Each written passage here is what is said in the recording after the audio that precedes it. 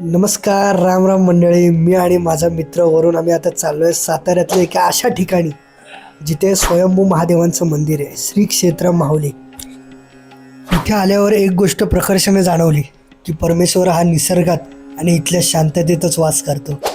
तिथे पोहोचल्या मी आणि माझ्या मित्राने सर्वप्रथम नंदी महाराजांचं, हनुमंतांचं आणि मग स्वयंभू महादेवांचं दर्शन घेतलं. तिथल्या पुजारींकडून आम्हाला एक महत्त्वाची माहिती मिळाली, ती म्हणजे या मंदिराला 300 ते 400 वर्षांपूर्वीचा इतिहास आहे असं मानलं जातं.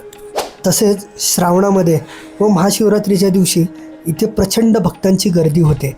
कुणी साकडं घालण्यासाठी येतं, कुणी नवस करण्यासाठी, तर कुणी शांततेच्या शोधात.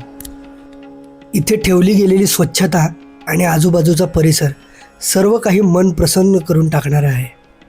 तर यासारखी बरीचशी माहिती घेऊन आम्ही निघालो परतीच्या प्रवासाला. तर हा व्लॉग तुम्हाला कसा वाटला कमेंट करून नक्की कळवा आणि आपल्या पेजला फॉलो करायला विसरू नका.